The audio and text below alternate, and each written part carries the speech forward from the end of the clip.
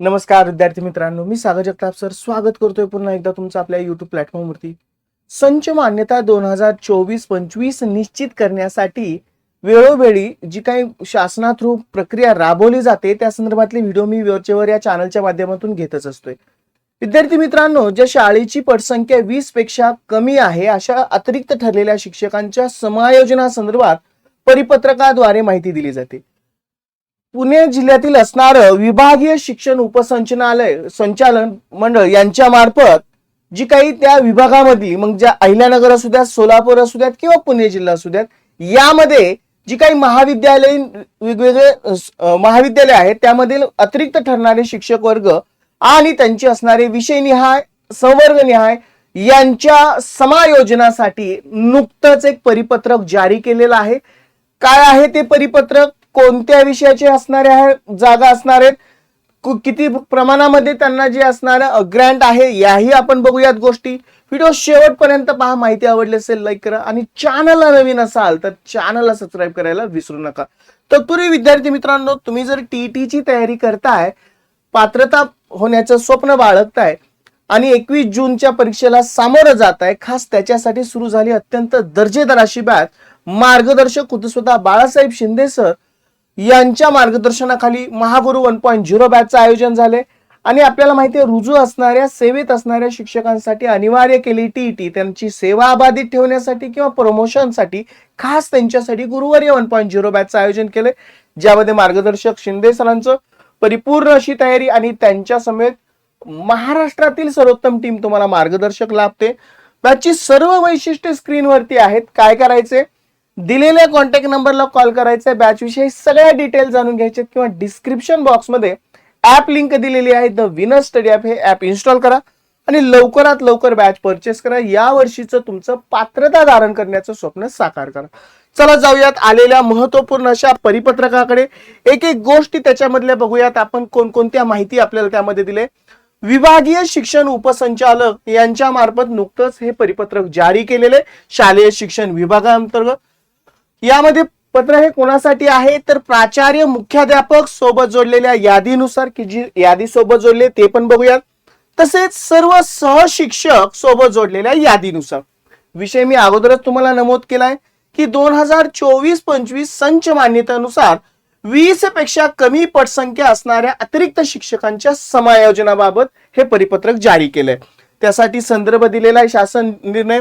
आता यामध्ये जी काही महत्वपूर्ण बाब आपल्याला निष्पन्न केलेली आहे ती एक एक करून आपण पाहूयात.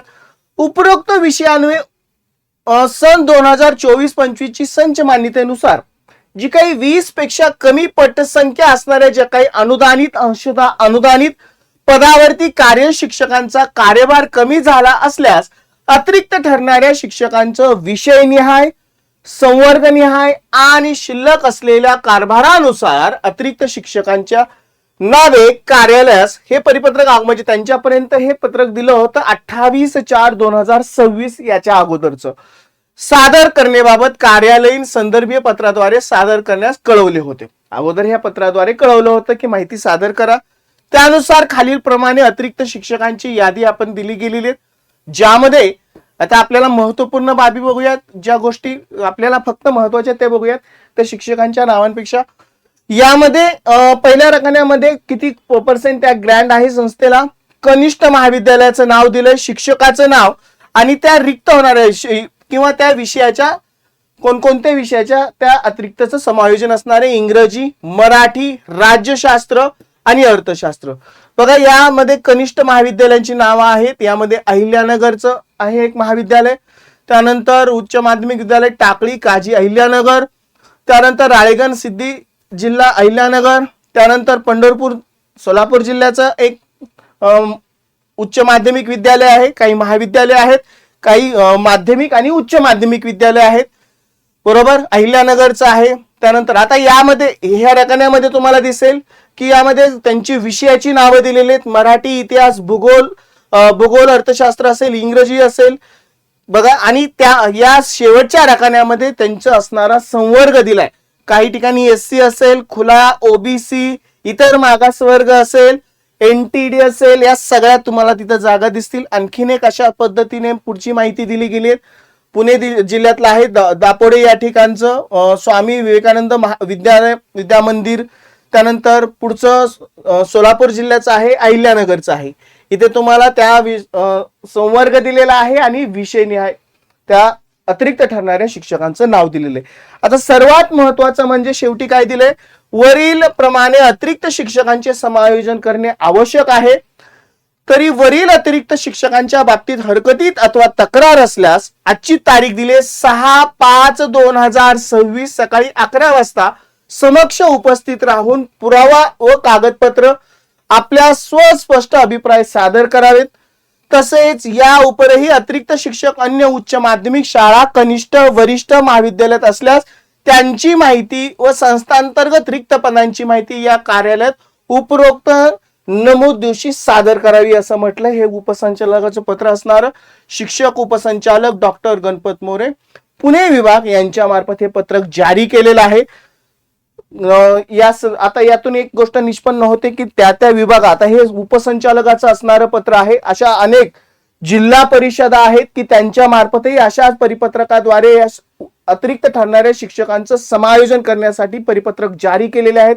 कारण आपल्याला माहिती आहे ह्या संपूर्ण प्रक्रिया घडणार. त्यानंतर साधारणतः 1 ते 31 मेच्या दरम्यान या संपूर्ण जी काही एकदाची त्यांची संच मान्यता निश्चित होणार या संस्थांची असेल, शाळांची असेल आणि रिक्त जागांची आकडेवारी आणि ती संपूर्ण माहिती पोर्टलवरती भरायची आहे. जेणेकरून आपल्यासाठी जी सर्वात महत्वाची बाब 31 तारखेनंतर ज्यावेळेस प्रत्यक्षात विद्यार्थी जी काही या भरती प्रक्रियेमध्ये असणाऱ्या उपलब्ध जागेंच्या संदर्भातल्या त्यांना त्या जागा उपलब्ध होतील आणि ती भरती प्रक्रिया योग्य प्रकारे चालू होईल.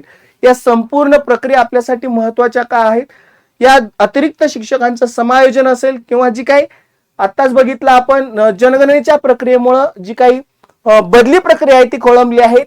या महत्वपूर्ण 2 गोष्टी आहेत. त्याच्यामुळेच आपला बराचसा कालावधी जात होता.